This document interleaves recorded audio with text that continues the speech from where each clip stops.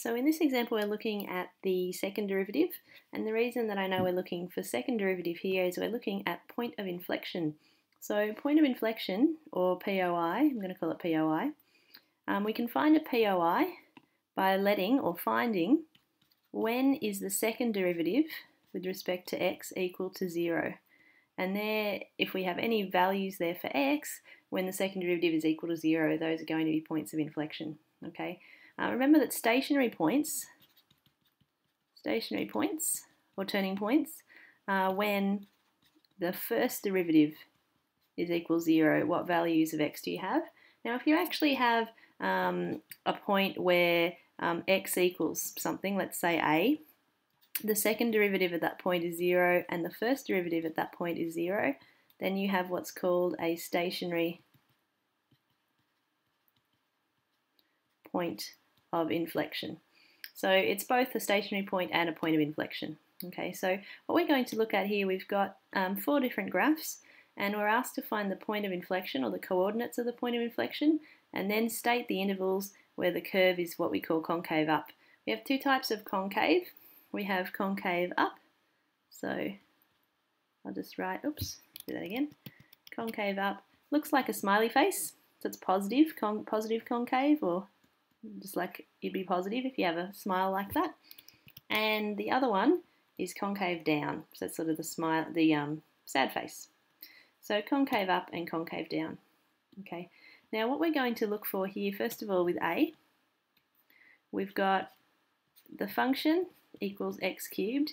Now I'm going to look at the second derivative. First derivative of x is 3x squared. Second derivative of x is 6x. And I'm going to let the second derivative equal 0. That implies that 6x equals 0, which means that we have a POI when x equals 0.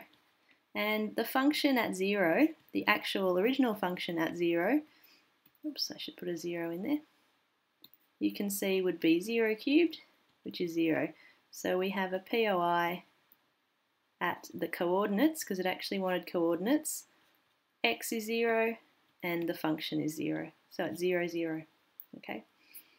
I know also in terms of the graph, the little graph for the cubic, which is x cubed, has this kind of look to it. I don't need to sketch it on the CAS because I know what y equals x cubed looks like. Now I can see here that I've got my point of inflection right here. So at 0, 0, that's where we have our point of inflection. And we're looking for what part of the graph has this concave up shape. Now it could be either side of that or both sides. You can see this part here is concave down, because it's like this part. This part here, in green, has this look to it, it's concave up. So this particular function is concave up when x is greater than 0. At the particular point 0, you have a point of inflection, so it's neither concave up or concave down, it's changing between the two concavities. The point of inflection really is where concavity changes in a graph, so that kind of look. Okay, so for this particular graph, it's concave up in the interval x bigger than 0, or 0 to infinity if you wanted to write it that way, and your point of inflection is at 0, 0. So the next one, you can see we can do these, they're all pretty similar. We've got first our function, negative x cubed. By the way, this is a good point to stop the video, see if you can actually do the rest of that question without me. I'm just going to do it nice and quickly. First derivative, second derivative, and again we let the second derivative equal to 0, which implies that negative 6x, oh, shouldn't have a squared in there, negative 6x equals 0. So we have a POI at x equals 0. The function itself would be negative 0 cubed at 0, which is 0. So we have a POI at x, oh, I should put the coordinates, x equals 0 and y equals 0. Now we know from experience that the graph for the negative cubic is the same as for the positive, it's just flipped over. So it has this look about it. We know that we have a point of inflection here at 0, 0. And again, we're looking for concave up. When is this function concave up? And you can see here, because it's flipped, this part of the graph has that concave up look. So it's concave up from this point here. So anything across that way, not including the point of inflection, because that's where concavity is neither positive or negative. So when x is less than 0, or if you wanted to, you could say in set notation, negative infinity to x. So concave up for the domain where x is less than 0. So for the other two, so for the second two graphs, we've got the f of x here. We can do these ones fairly quickly too. So, see, we've got the function, which is x cubed minus 3x squared plus 1. And again, I'm going to do the first derivative with respect to x, which is 3x squared minus 6x. And the second derivative with respect to x, which would be 6x minus 6. That looks to me like a factorising opportunity, so take the 6 out as a common factor. And you can see there that you've got, when we let the second derivative equal 0, we end up with 6x minus 1 equals 0, which means that x minus 1 is 0, so x equals 1. So we have a POI at x equals 1, and we know that the function itself, when x equals 1, is 1 cubed minus 3 plus 1. So that would be 2 minus 3, so that's minus 1. Oops, it's a bit weird I put a comma there. So we have a point of inflection at the point 1, negative 1. So that's our first part of the problem. We've only got one point of inflection. You can see at this point here that we would actually have a couple of stationary points for this graph. And I'm just going to sort of explore that a little bit as well. So the first derivative is, I'm going to take 3x out as a factor. X minus 2 is going to be left.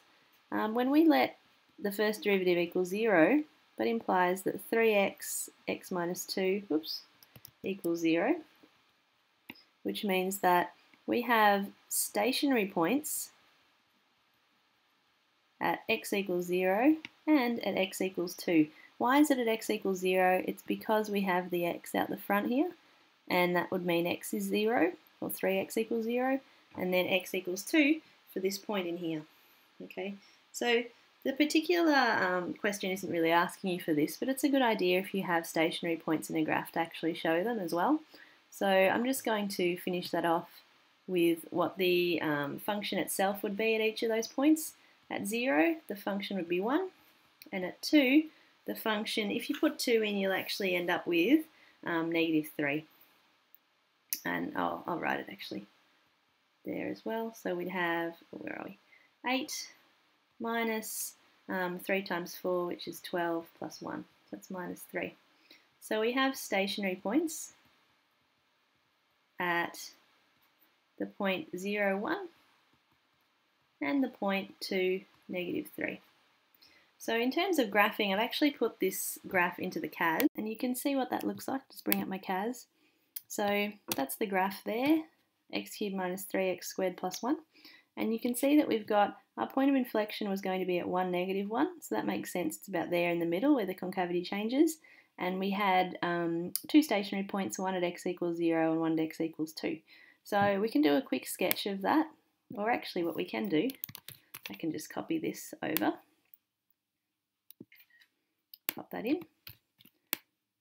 So I'll just label on there the points that we have. So we've got point of inflection would be here at 1, negative 1. We have our stationary point at 2, negative 3, and our other stationary point at 0, 1. So that's our graph of x cubed minus 3x squared plus 1.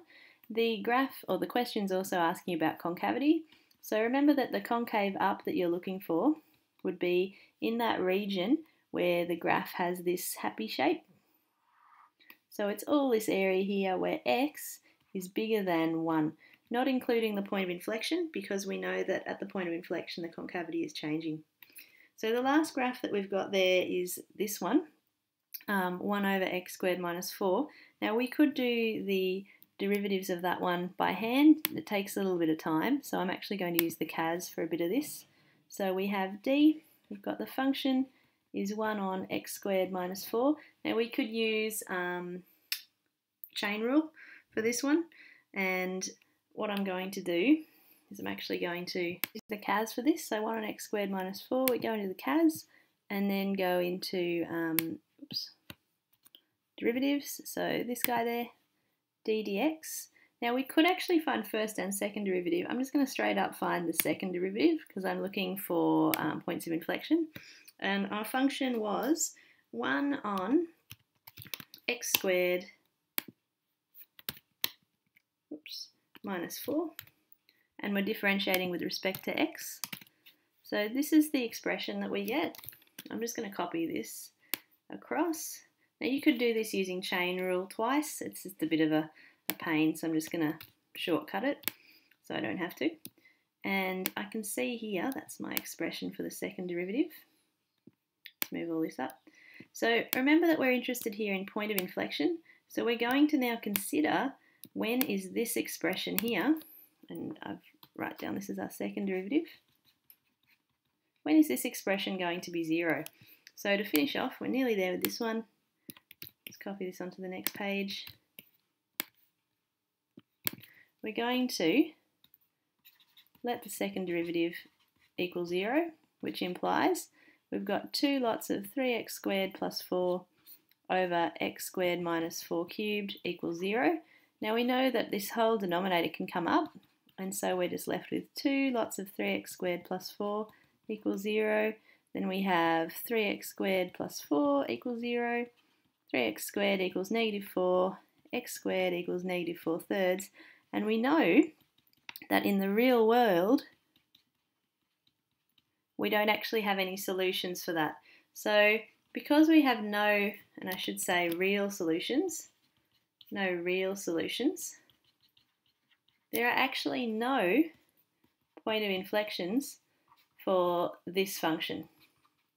And what we can do is actually graph this function, and you can see why. The reason for that is, so this is our function here. This is a reciprocal graph, and looking at the bottom line here, x squared minus 4, that can be factorised as x plus 2, x minus 2. That graph looks like this, just the denominator at this point, not the actual f of x. X plus 2, x minus 2 has this kind of look. I don't actually know where the intercept is at the bottom there, so I'll just get rid of the tick marks. I don't know where that is. So it has that kind of look. Now when you look at a reciprocal graph, 1 over the top of something else, 1 over y, in this case, because y is this, any intercepts of the original graph become asymptotes. And the shape is basically flipped over. So we have this kind of shape, and then here, instead of a shape that goes small to big, it's big to small. And same here, big approaching the asymptote off to small. So this is actually the graph of the function f of x, the red part. So we have an asymptote or vertical asymptote at x equals 2 and another vertical asymptote at x equals negative 2. And you can see here in terms of the concavity, you don't have any points of inflection. There's no change of concavity because you can see here that we have negative concavity in the middle and 2 lots of positive concavity. So for this particular graph, we can in fact say, I'll just move this out of the way, concave up in 2 places. So this side of the graph, so x is less than negative 2. We know it has to be less than because you can't actually cross that asymptote, and it's got that positive look to it. Concave up, remember, has that look. And this side as well is also concave up. That's the other part of the concave. So this side as well, which is x greater than 2. So for that last graph, 1 on x squared minus 4, it's what we call a reciprocal graph. And there are no points of inflection for that graph because there are no real solutions when you set the second derivative to 0, but you do have positive concavity in the graph in the 2 regions shown.